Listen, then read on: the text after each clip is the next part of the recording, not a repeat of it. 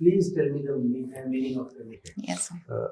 You have been a debater that history cannot be erased by deleting certain chapters from the school textbook. For the motion, against the motion. Right? As a student of political science, do you think there's something called apolitical? Whether UCC enactment is a progressive step or a regressive step, especially with regard to living relations. I want you to tell 3 bad points about marriage.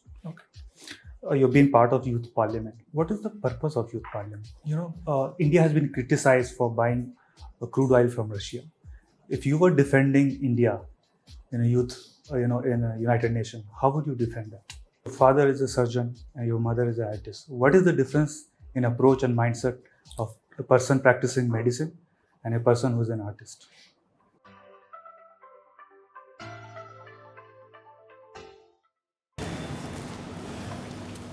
May I come in, sir? Action. Come on in, please.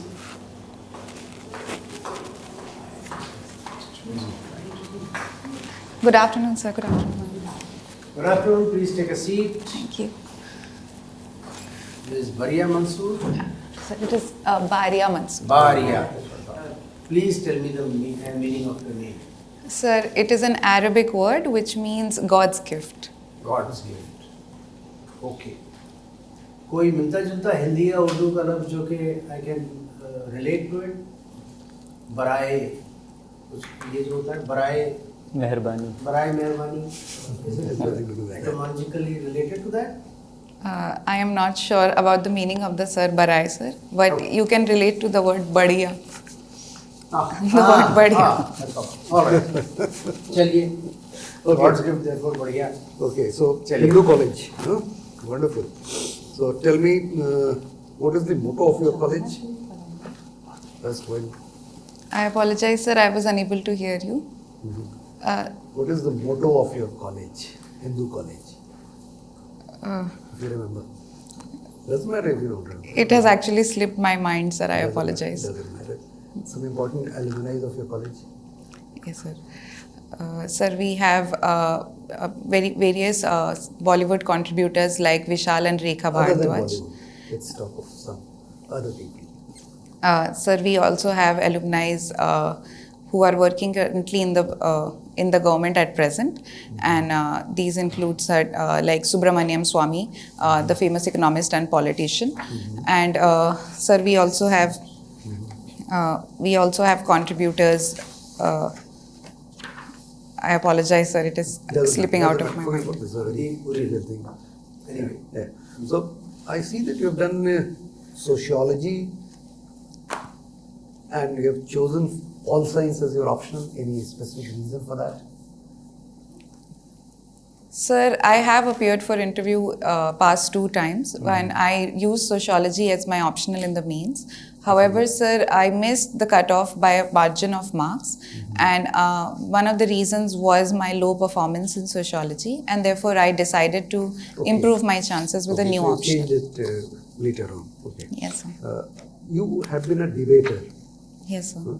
So I give you a small topic that history cannot be erased by deleting certain chapters from the school textbook. For the motion, against the motion.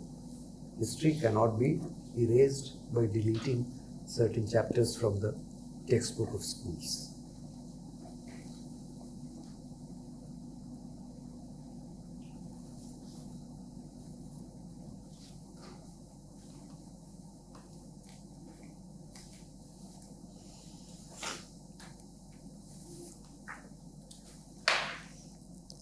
Sir, first I would like to argue for the motion.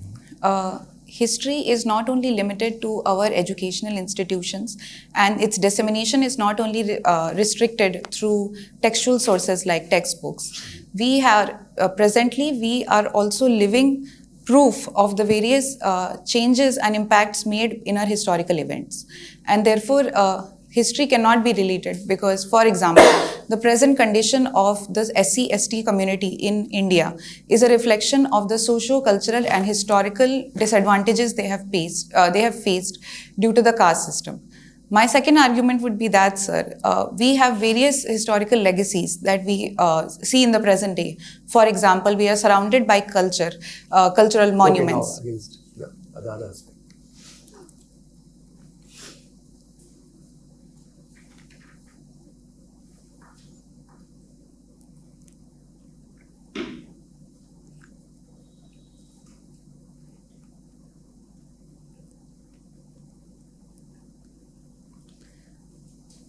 Sir, we can argue that the importance of school textbooks in disseminating information to the present generation about the past, especially our historical events, is very much important. Because in our present day generation, we are mainly focused on social media and living our realities through in the current context. However, what we are today is determined by what we are taught in the past. For example, sir, Germany is a living example of how they have integrated the wrongs of the Nazi. Okay, fine. I understand that you made your point. Recently, Sweden has joined the NATO. Are you aware of this fact? Yes, sir. What is the background and why? And what is the implication of this?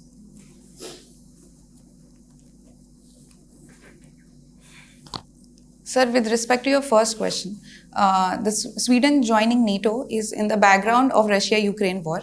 Swedish people have been mostly neutral, especially in the post-World War II context. However, they have decided to join because the European security architecture has been threatened, and Russia has reflected revisionist as well as aggressive tendencies in the past 2 to 3 years. However, sir, with respect to your second question, the implications of Sweden joining NATO reflects that Europe is increasingly becoming militarized and has greater military and security concerns, and therefore they feel that they need to be within an umbrella of a security alliance, so that they can also focus on their own existential concerns. Last question. Our foreign policy, since independence till date, there have been various changes in the foreign policy. Can you give a perspective in that?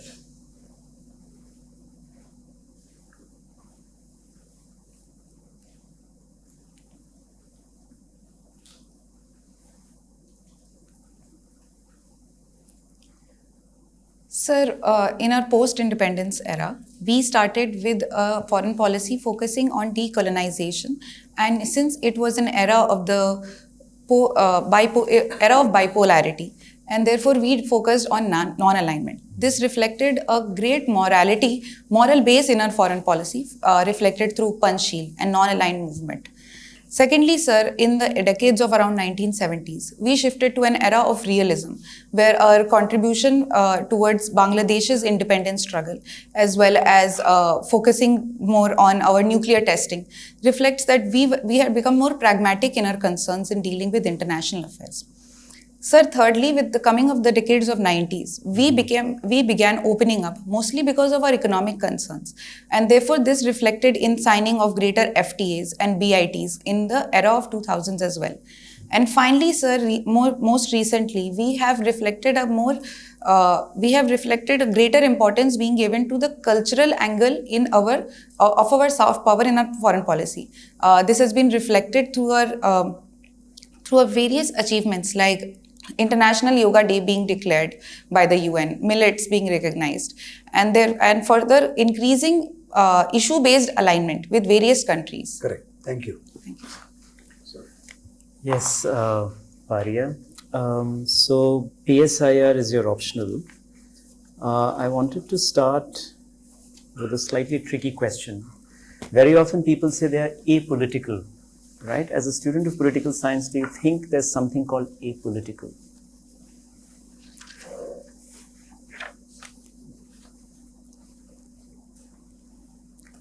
Sir, I do not think that there is saying someone is apolitical, I would say, is a misnomer and reflects a limited understanding of how politics affects our everyday life.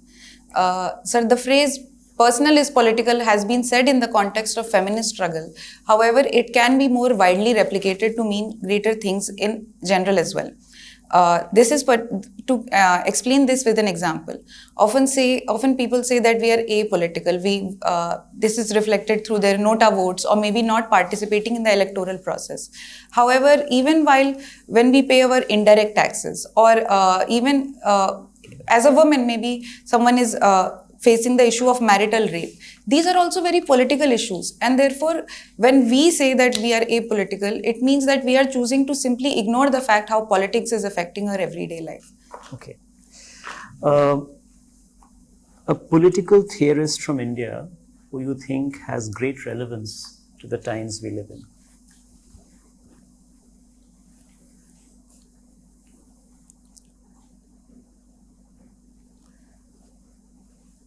Sir, I would have to say that B.R. Ambedkar continues to be very relevant in today's socio-political climate, especially in India.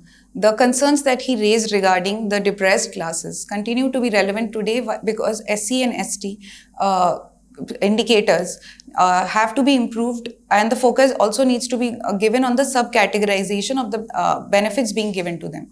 And therefore, I would say Ambedkar's idea of providing political, economic as social concessions or entitlements in order to fulfill the historical disadvantages faced is much relevant today. Okay. In political science, we are also told by several contemporary thinkers that tolerance has its limits when it comes to inter-community interactions. What are your thoughts on this particular argument, the limits of tolerance in contemporary world?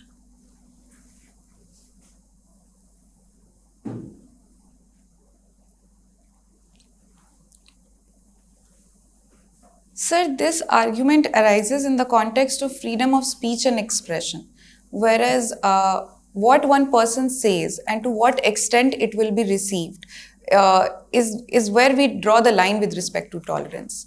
And therefore, the Constitution has provided certain reasonable restrictions, and therefore tolerance, I think, basing this on constitutional provisions, we can draw the limits of tolerance to the extent where it does not harm the other person very directly and more importantly physically. Of course, this is a very politically relevant debate, and with the contours of which can be decided on a very case-to-case basis. My last question. There's a distinction made by a famous political theorist from India between ethical and political secularism. Who is this theorist and what is the foundational argument for this distinction, ethical secularism and political secularism? I apologize, sir, I am not aware of this theory. Okay. However, would you like to take a guess?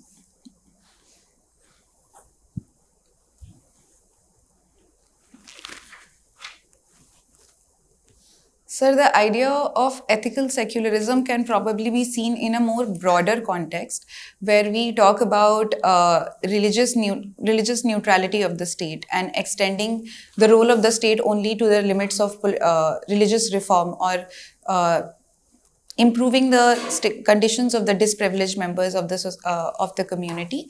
However, and of course, this is much more in the light of multicultural societies where one person's right of religion is given much high importance.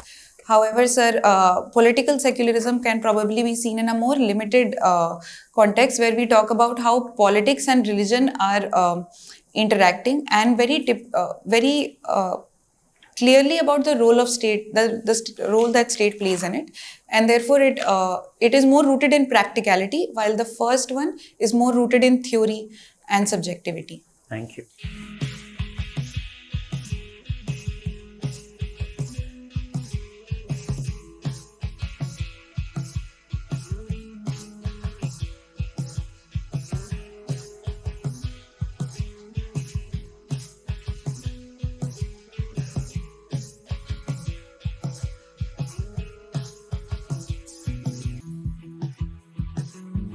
Thank you, sir.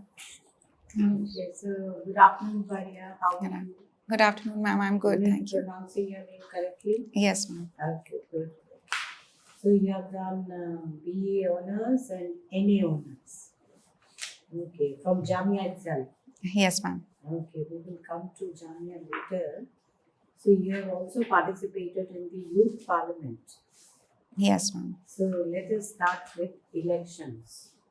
Who decides when and where to have these elections, especially with regard to Lok Sabha elections?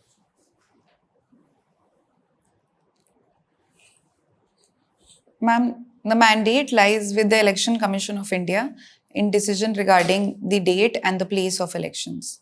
However, it is also based on the larger constitutional cycle of 5 years, apart from the cases of by-elections. Okay, that's very right. So recently we have heard a lot about UCC, Uniform Civil Code, which is passed in one of the states. So I want your comments whether UCC enactment is a progressive step or a regressive step with regard to India, especially with regard to living relationships. The rest, of course, we all know. May I just supplement this? Yes. You see, in LGBTQ, in adultery law, the courts have been more than what the society wanted them to be liberal. But in the case of live-in relationships, they have suddenly clamped down, registration bhi karaiye, ye bhi kijiye, wo bhi kijiye. So how do you find this contradiction, apparent contradiction? Please address. Ma'am, with respect to the first question, I believe that UCC is a progressive step, and it reflects that we should codify various laws relating to inheritance, marriage, divorce, etc., and therefore adoption, and therefore ensuring that there is limited scope for limited discretion provided to various intermediaries, and it limits exploitation specifically benefiting women in various communities. For example, bigamy or polygamy practices. No, we talk only about live-in Live-in. relationships, not the others. I said everybody of us is aware how it is going to help women. But for live-in relationships, how is it going to help? Who is it going to help?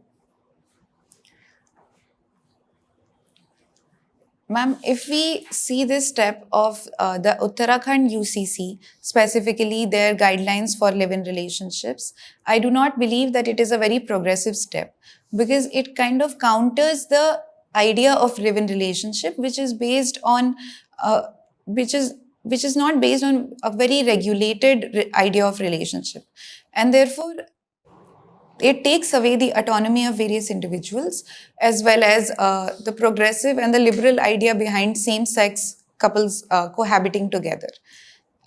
In my opinion, we should further increase stakeholder participation along the lines of the principles taken by Supreme Court in various judgments in the past, and therefore implement a more reformed idea of UCC with respect to live-in relationships in the broader context. You know, when Government of India, they framed this act, you know, they must have taken the views of all the concerned stakeholders, most of the sections of the society, and I believe it's a 750 pages report which has been, you know, approved by the cabinet also.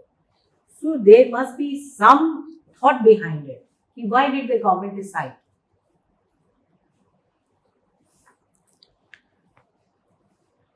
Ma'am, with respect to the positives associated with this step and the arguments in favor, Whom is it going to help? If you are having if any, not you, any XYZ is having a live-in relationship with another guy, then how is it going to help the guy or the woman? Ma'am, registration of such live-in relationships will provide the benefit of a certain benefit of security to the woman concerned, and this is primarily in the background of certain heinous crimes being seen in, for example, the Shraddha Walker case, which came to light a few months back, and therefore it does provide a sense of security. However, it can actually lead to live-in relationships going underground, or in light of the punitive aspects associated with registration, and therefore or limiting the same-sex couples cohabiting together. And therefore, I believe that wider stakeholder consultation and inclusion of the critical comments regarding these regulations should be taken, and a reform can be thought of. Okay, I mean, I'm not going to go forward because, you could have come with more suggestions like faceless registration. Because it is so embarrassing for the couple to go to police station and get themselves registered, and if you're not registered, pay the fine or be arrested or whatever, So if government has thought about Think it through. think it through, yeah. You came to that point about it's not about encroaching on somebody's privacy. Yeah. It's about women's safety. If you take that as the seminal thought, then you build your argument around it. Think about it. Think about it, Yeah. So since one of your hobbies was debating, and we are talking about live-in relationships, I want you to tell 3 bad points about marriage. Since you've done sociology also, why people should not get married. Men should. No, women. Anyway, it can be either. Whatever.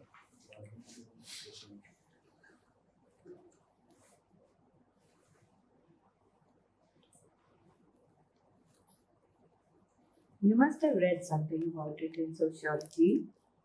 Yes, ma'am. So, ma'am, some arguments against marriage would be as follows. As a woman, I believe that marriage can often take the form of patriarchal institutions. It can be seen through certain religious sanctions. For example, the idea of Karwa Chauth, where women has to fast for her husband, or certain rites and ceremonies associated with womanhood. The added, furthermore, second argument can be that in a marriage, women often tend to be assumed as the caregiver role, especially after reproduction and having progeny.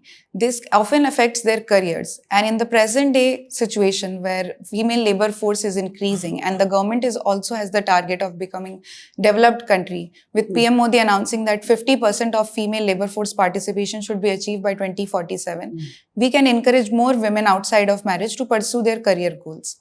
And ma'am, thirdly, we have seen that divorce rates are on a rise and live-in relationships are also highly acceptable, becoming more and more acceptable through judicial and legal reforms. And therefore, I believe that live-in relationships provide an alternative to the institution of marriage. However, having said these points, I do not completely believe in them. But as a debater, I have made my argument. That was very good. And since you're from Jamia, my last question to you is, can you name any 3 or 4 famous alumni from Jamia?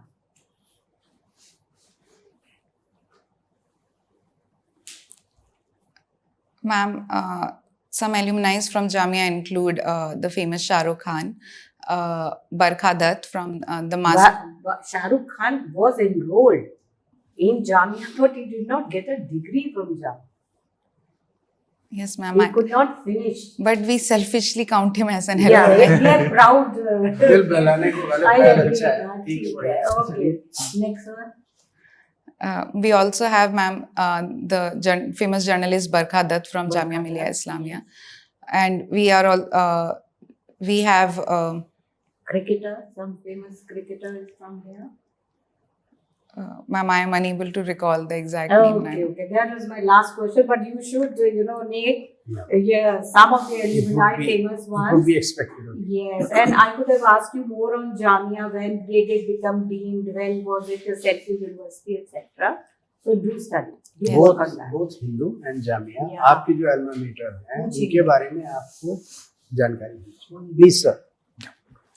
Bariya, you studied in a private school. and public colleges and university. And you are not alone. Can you tell me what are the reasons?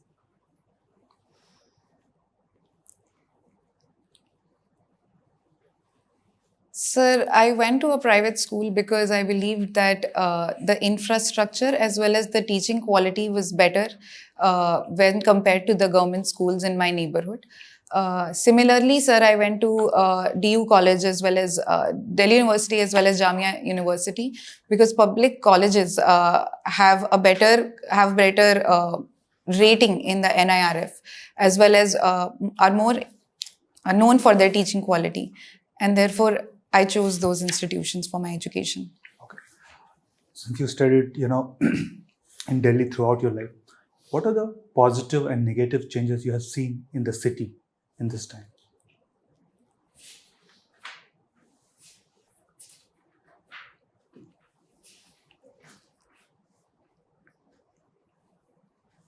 Sir, some of the positive changes that I've seen over time in Delhi has been work by the government to reduce air pollution. One of that could include the shift to electric vehicles and electric buses more recently. I have also seen Delhi becoming more connected and last mile connectivity improve through the development of metro. Sir, with respect to the negative changes that I've seen over time, Delhi has continued to attract more and more migrants from across due to its pull factors, and therefore it has becoming more crowded. And the unfortunate reality has led to rise of slums in Delhi, and it is one of the negative things I've noted about Delhi. Okay. You've been part of youth parliament. What is the purpose of youth parliament?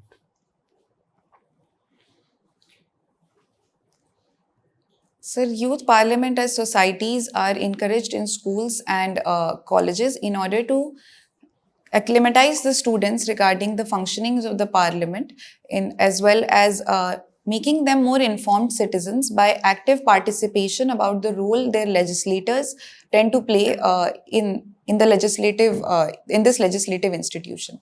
Therefore, it is a more awareness. The role is more of awareness through participation. Okay.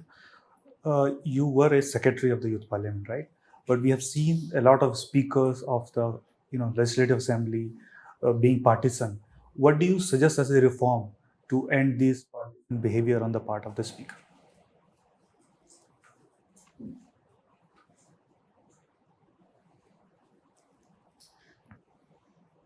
Sir, some steps can be taken. We can borrow from the best practice of United Kingdom, where the speaker resigns from the party and when they take the role in this institution. Secondly, sir, we can also elect a speaker which is elected through consensus involving all the parties, with also a greater focus or voter percentage being given to the parties not part of the majority government, and therefore this will increase the independence of the speaker and affirm greater confidence among all the parties in the functioning of the parliament. Good. India has been criticized for buying crude oil from Russia. If you were defending India in a United Nations, how would you defend that?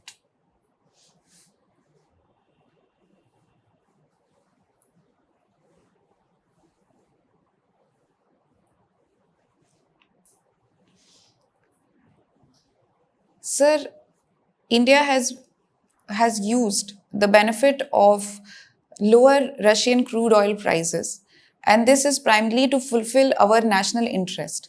It is because our country faces the developmental challenge which Western powers who are advocating these sanctions have left back long ago. And therefore, our primary focus is to provide developmental basic necessities like affordable energy to our 1.5 crore population, first of all.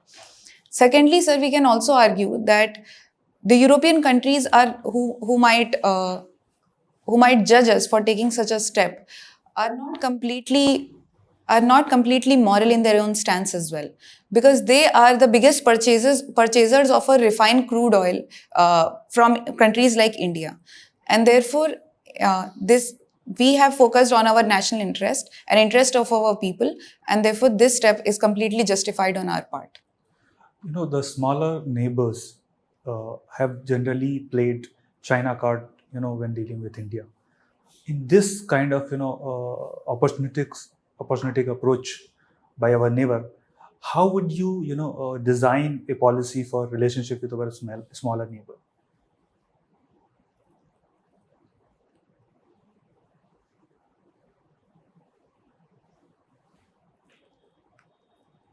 Sir, first of all, we need to accept this as a cold-hearted reality, because we also balance the bipolar powers during Cold War era in order to further our own national interest. And therefore, having recognized this as a reality in our policy while dealing with the small neighbors, we will focus on cultural as well as economic collaboration with them. First of all, we need to make them realize the role that India can play cannot be easily taken over by China. To take the example of Nepal, if we increase connectivity with Nepal, they have more to gain from us than from China because of the Himalayan border that separates the two nations. Sir, this will be a more practical step. Secondly, sir, we can also focus in collaborating with China, a past precedent of which lies in the Mamallapuram summit, where we said that we will conduct a three-way summit with our neighbors, where China and India both are on the table and participating with our neighbors, so that they don't have the option of playing the two powers against each other. And therefore, in the long term, this approach can also be considered. Your father is a surgeon and your mother is an artist. What is the difference in approach and mindset of a person practicing medicine and a person who is an artist?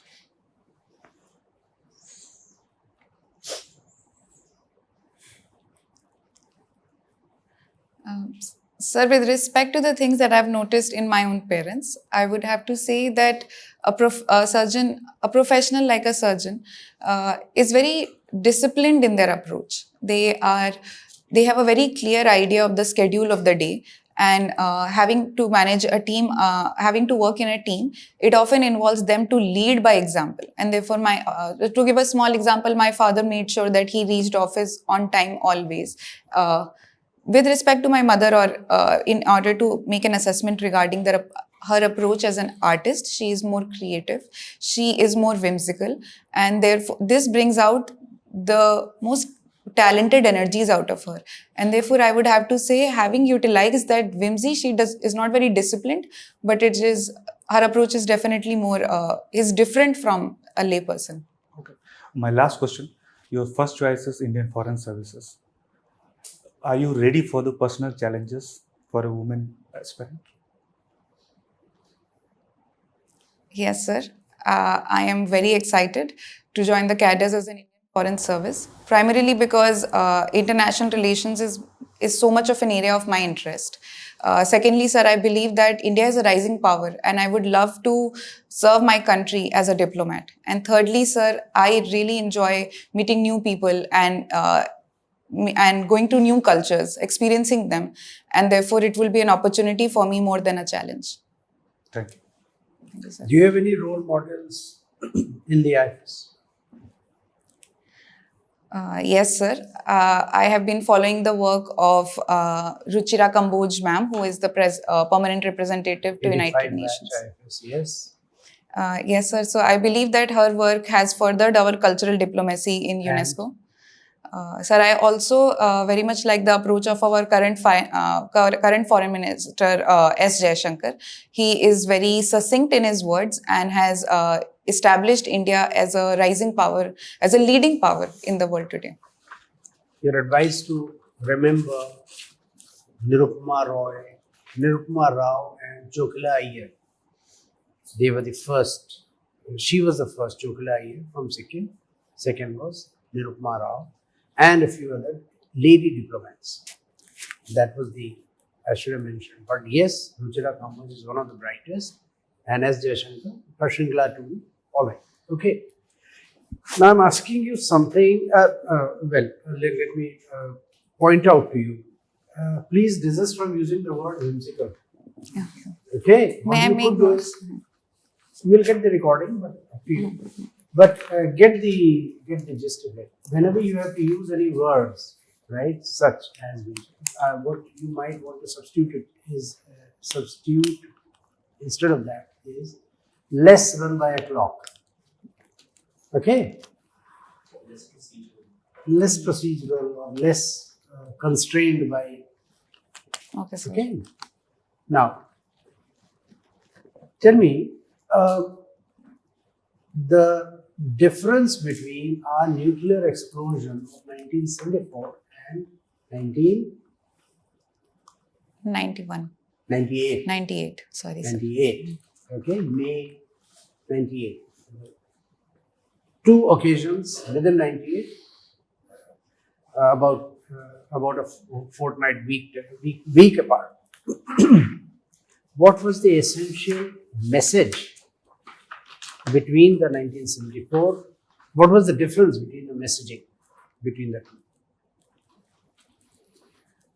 Sir, in the 1974 nuclear explosion, the intent was to highlight that we can use nuclear power. However, the focus was on its use as nuclear energy. And therefore, we highlighted to the world that we did not make a statement as becoming a nuclear power in itself. However, with the 1998 explosion, we established ourselves as capable of using nuclear weapons, and therefore the messaging was, in 1998 we reflected ourselves to be prepared. To be prepared in terms of hard power in dealing with our nuclear neighbors like China. Compress this 50-second answer into a 10-second answer. Sir, in 1974, our focus was on using nuclear power as an energy, and in 1998. Let me suggest you. In 1974, we showed to the world that we have nuclear technology. Yes, sir. In 1998, we showed to the world that we are in nuclear power. Yes, sir. That's what a good diplomat does. Leave a lot of things to the others. Okay? I'm asking you just one more question. Explain to me the difference between an international border, LOC, and LAC in a way that I understand distinctly the differences.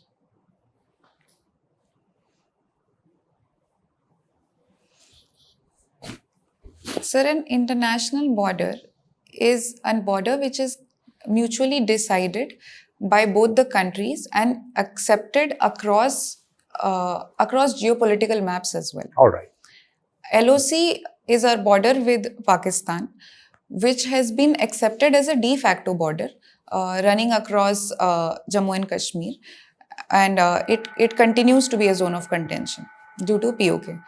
LAC is our border, which is line of actual control between India and China, and this border remains contested, and it is a part of it runs across our western. There is a distinction between LOC and LAC. Going back to the history, LOC is a line. It may be contentious as a result of treaty, as a result of skirmishes, but it was arrived at, and it's a line. LAC is a wide area which was never arrived at. Okay, sir. Thank you, sir. Please read about this. LAC is a general area. It was drawn us pahad se us pahad tak, imaginary lines. So you cannot actually draw a line. You cannot actually build a fence because it is still not a final thing, right? Okay, sir. Okay. I am not going to ask you any questions per se, but just one observation which you will make. Is our diplomacy much more muscular today? Comment. And give examples.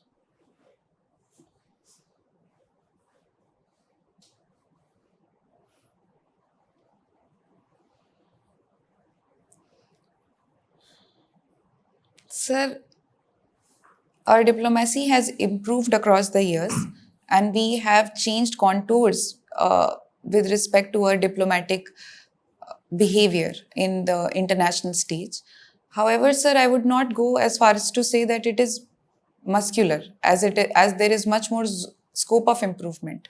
With respect to muscular, sir, I interpret that we have enough diplomats manning our diplomatic missions and furthering our agenda on the international stage.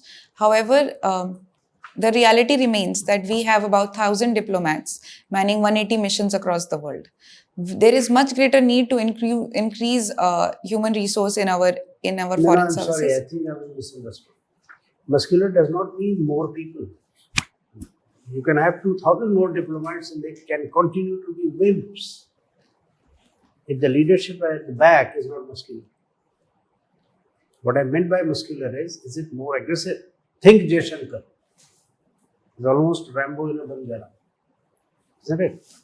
So the point is that from Sayyid Akbaruddin to Harsh Shingla to Jaishankar Sahib, whosoever, when they utter something, it is with a very different kind of language and the belief that what they are saying is registering and you better listen to us. That kind of thing. That's what I meant by muscular.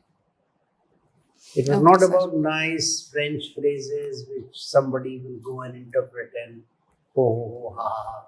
It's not that trying to be on the best behavior thing anymore. Anyway, think about it. So your interview, I would like to, it has been a delight talking to you. It's been longer than I thought, but okay.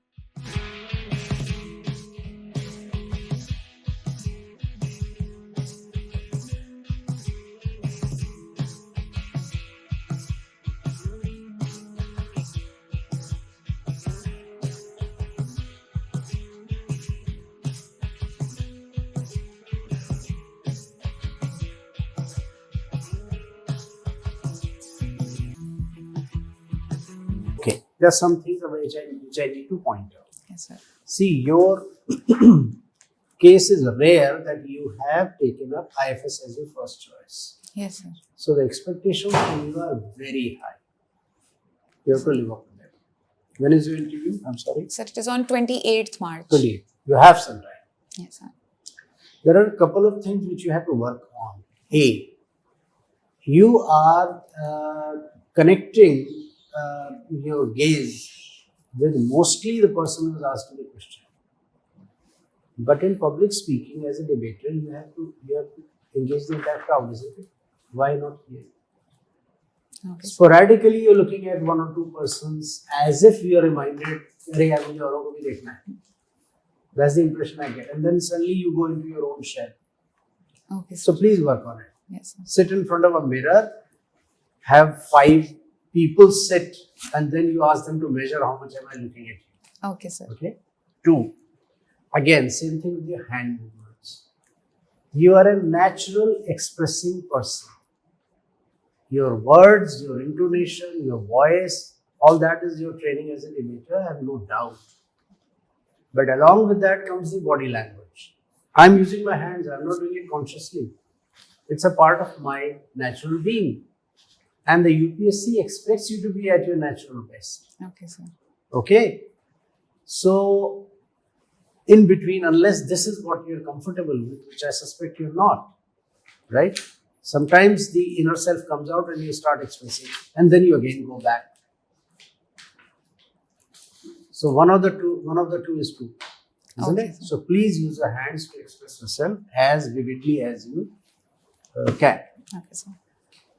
3, it's a very good thing that you admit to knowledge gaps. Okay, sir. Use this tactic. If you do not know something, you can firstly say that, sorry, I do not know this. Or I'm not sure of the answer. If you permit, I'll take a guess. Okay, sir. Which brings me to the other thing. Quite a few times when you're thinking, you're looking down and then you're coming up with the answer. You know, as if you're diving in, you find the answer and then you jump out of the water and then you deliver it. Okay. So I will simply suggest to you, you may say that, sir, may I collect my thoughts? Sir, may I take a couple of seconds to answer? No harm. Even if you do it 10 times, it's okay. It's a bit disconcerting if you not sounded the member that you are going to think about. Okay, sir. Okay, so please, you do that. It's a bit of a courtesy too. And the good thing is that when you start speaking, you are very focused on the answer. There are lots of very good phrases coming in, and you are using some very good phraseology to express yourself, except, as I said, crisp it down, please. Yes, sir. ये मैंने 74-98 का सिर्फ इसीलिए पूछा था. You can speak for 20 minutes on it, but can you speak for 20 seconds? Yes, sir. Right? That often happens, especially for a diplomat. The core two sentences are the messaging and the rest is fluff. Yes, sir. So, the core two messages, the core two sentences should be very well constructed in your mind. The more you are able to practice on it, the better your answers will Okay, be. sir. Right? Then, that's about it. Yeah, that's about it. Sorry, if Voice, eloquence, choice of phrases, not the issue. Eyes, hands you have to work on, and taking options on. sorry, if I Otherwise, very well done. if I can add something, I think very few people can smile sitting in that chair, and you do that. So keep it, the same way. No, she's a natural. Yeah. There. You're very good. Your personality is very good, and you're admitting when you don't know the answers. But some areas, some knowledge gaps are there. Yes. Just try to fill it up.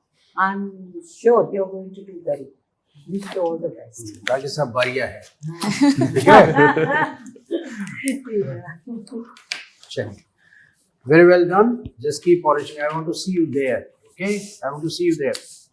Yes, sir. Thank you. Chalo. Sir, if I may ask a question. Please go ahead. I want to ask my question about the appropriateness of my attire. This sari, if is Madam, you have the house. Perfectly all I'll right. tell you outside. I think it is very good, but 1 or 2 points I'll tell you outside. Not You want to slow them down. No. I didn't want to tell him that. All right. Perfectly all right. thank you, sir. Thank you. Girl talk.